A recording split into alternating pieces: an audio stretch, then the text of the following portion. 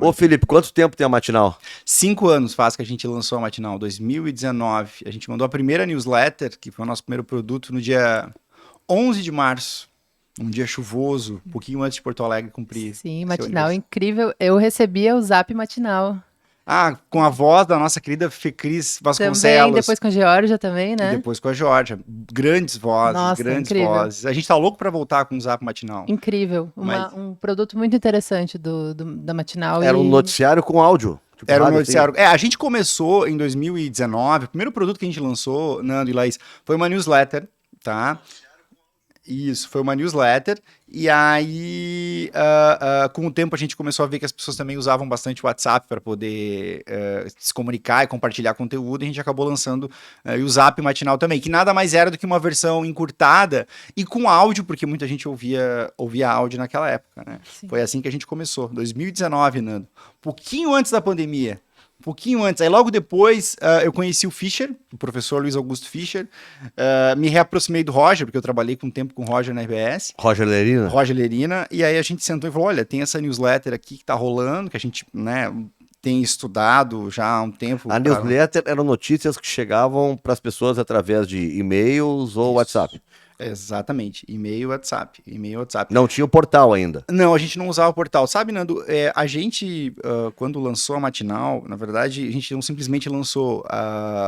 Tive o privilégio de, por um tempo, fazer mestrado ali na engenharia de produção da URGS. eu ia te perguntar sobre isso, achei incrível. Tenho interesse, inclusive, nisso. É. E como é que tu casou isso com o jornalismo, se já quiser responder. Não, então, foi assim. Então, vou contar a história do começo, tá? Vai Pra lá. facilitar. Assim, eu trabalhava na RBS. Eu era, enfim, trabalhei lá em vários lugares. Eu meio que pedi, tem vaga aí, deixa eu ir, tem vaga lá, deixa eu ir. Aí eu acabei, algumas coisas foram muito legais. Trabalhei na redação como editor de inovação, esse nome, né? Na verdade, eu escrevi um monte e apurava um monte de coisa, mas aí ficava inventando umas coisinhas, o que era o máximo.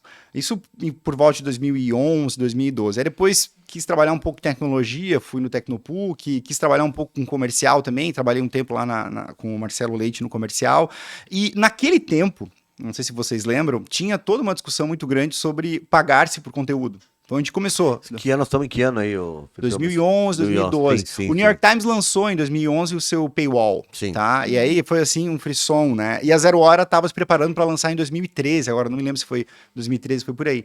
E aí comecei a me interessar muito, né? Como a gente vivia, assim, tava no início do precipício de uma crise, a gente, tipo, vamos estudar isso daí. Vamos pensar num dos modelos que hoje são eficientes e funcionam, que é o modelo de você pagar por notícia para poder ir atrás.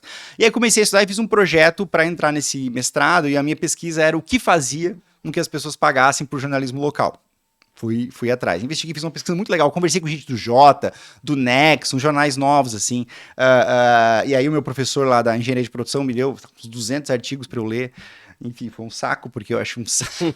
Engenharia de produção, assim, foi por acidente, mas foi muito bom, porque os caras são ótimos de frameworks, assim, para tu estudar e pesquisar e tal.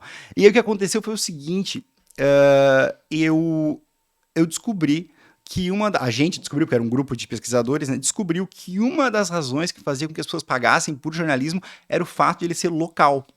E a gente vivia, assim, uma crise altíssima de jornalismo local, mas era assim, acho que foram uns 19 elementos que a gente encontrou, e um deles era, eu pago ou gostaria de pagar porque o jornalismo é local. Isso é uma referência internacional, os artigos eram de vários lugares e tal. E aquilo, assim, falei, olha, gente, né, crise total, todo mundo consumindo conteúdo sei lá, pelo Instagram, pelo Twitter, e todo mundo, né, não acreditando muito no paywall, porque as pessoas queriam pagar por isso, né, e aí... Mas ainda era esse paywall, nós estamos falando de grandes empresas, né, que foram para a internet, tipo o New York Times, aqui, os portais daqui locais também, né, que os jornais menores não tinham condições de fazer. Quem viveu essa grande crise, pelo tamanho do mercado que era até então, foi os Estados Unidos, né? Os Estados Unidos tinham um mercado de jornalismo local absurdamente grande. Então, se fala da crise deles, na verdade, é uma crise muito grande porque o mercado era enorme.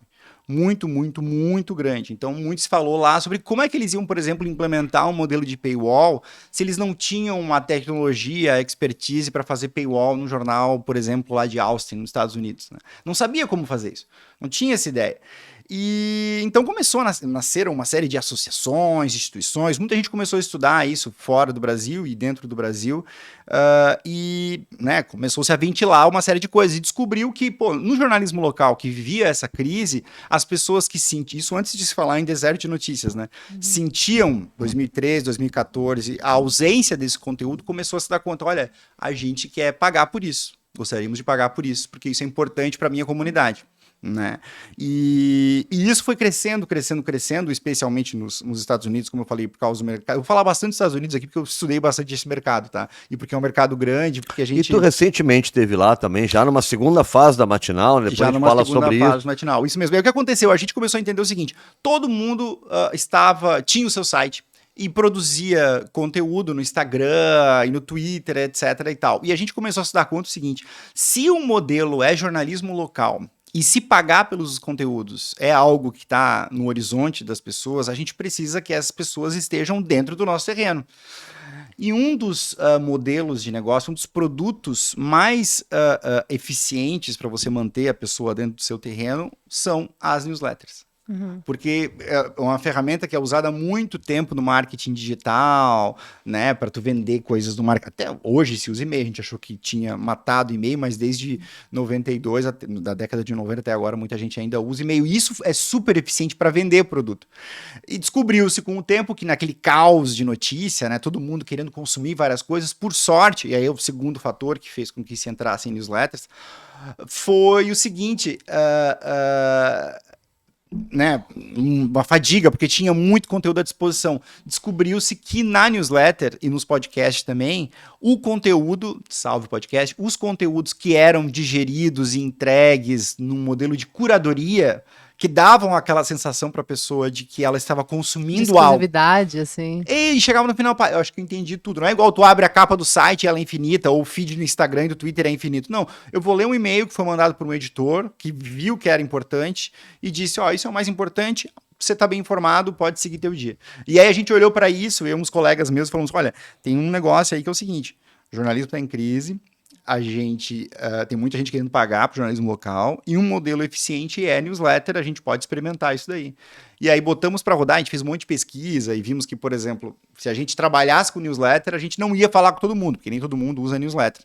Mas a gente ia falar com uma faixa do mercado que provavelmente pagaria por esse conteúdo. Botamos para rodar e foi uma surpresa muito grata, assim. Tem dado certo até hoje. Interessante. Essa é a história, a primeira etapa da história. Porque se mantém até hoje a newsletter, né? A newsletter se mantém até hoje e segue crescendo, e eu sei que muita gente não consome, não usa e-mail, mas muita gente sempre fala que quando descobre, acaba indo atrás. A gente acaba ficando e consumindo. E a gente foi pro WhatsApp também, porque o WhatsApp, né, mais de 90% das pessoas usam o WhatsApp e também tem funcionado como um braço para outras pessoas consumirem também a Matinal.